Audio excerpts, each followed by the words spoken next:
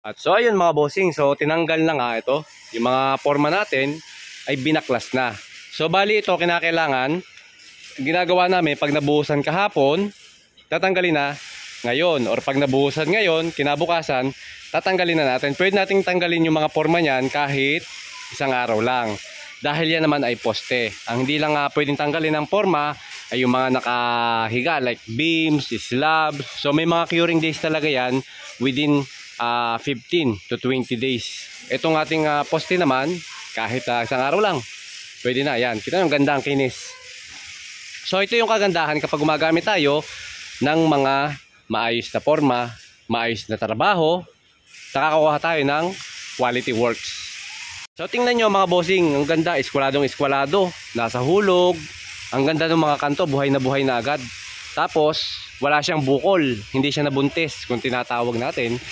Kasi, gaya ng sabi ko, itong ating mga poste na to, yung ating structured, pinaka-structured ng bahay natin, like columns and beams, ay hindi na natin papalitadahan. So, diretso na tayo render, skim coat, or any masonry putty na pwede natin gamitin. So, di ba? Hindi lang tayo nakasave ng materyales, nakasave pa tayo ng trabaho. Imagine, kung papalitadahan natin palagi ang mga poste, ay gagastos pa tayo ng buhangin, semento, labor cost. At ang isang pinakamasakit na bagay na pwedeng mangyari kapag nagpalitada ng mga poste ay pwedeng kumapak or himiwalay yung palitada doon sa ating poste. At isa pa, kinakailangan sundin natin yung dimension na kung ano nakasulat sa plano natin. For example, ito ay 25 by 40 cm. Kinakailangan ma-finish natin yan 25 by 40 cm. So lalaki lang yan ng konti dahil dun sa render natin, dun sa ating skim coat na gagamitin or mga pangmasilya. At ang isang kagandahan pa mga boss, syempre kapag gumamit tayo, pag pinagsama natin yung kombinasyon ng magandang materyales, maayos na trabaho, ang kakalabasan, quality trabaho. Tingnan nyo naman mga boss yung aming poste. Tingnan nyo, may poste dito, iiskwalahin natin. Iskwalahin natin mga bossing ha. Tingnan nyo naman mga boss. Eskwala. Lalapatan natin ng eskwala. Ayan. Kita nyo mga boss, eskwaladong eskwalado. Ayan o, diba? Ang ganda mga bossing. Ang sarap pala sa pakiramdam na nakakagawa tayo ng mga maayos na ganito. Hindi nyo, itong poste sa ibabaw, makikita nyo, talagang tuwid na tuwid mga boss. Ayun o. Kita nyo ba? Ang ganda mga boss no. Ayan o. Tuwid na tuwid. So hindi na kami may hirapang mag skim coat nito, mag finish. Ayan o, mga bossing, tuwid na tuwid. Ayan o, may diferensya siya, konting-konti, minimal talaga mga bossing. Ayun. So yeah, kita nyo. Ayan o, sa malayong kaganda ng ano namin o, buhos. Ayan. So yan yung technique na ginagawa namin pag nagpoporma kami. Ayan o, tubular. Tapos gumagamit kami ng threaded rod, pinaka-lock, sinturon, and then gumagamit kami ng PP hollow board para sa formwork.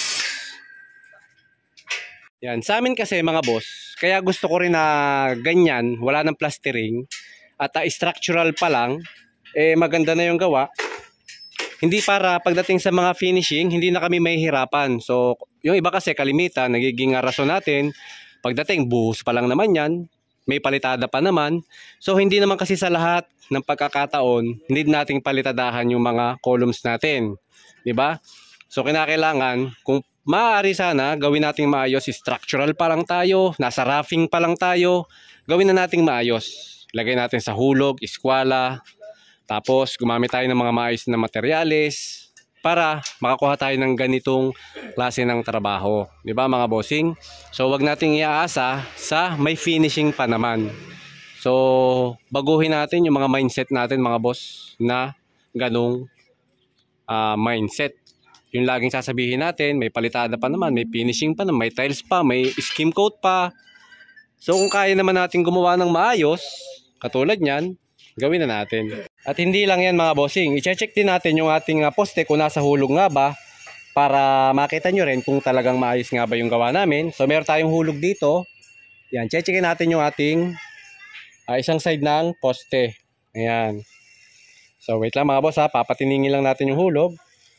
And then masisipat ninyo. Ayun mga bossing, kita nyo, nasa hulog talaga siya oh. Ayun, pag sinipat natin dito. Ayan, tingnan nyo mga boss.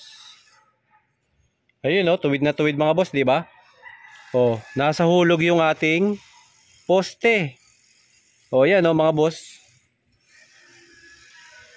So, di ba? So, okay yung ating pagkakabuhos ng poste, no, maayos talaga siya.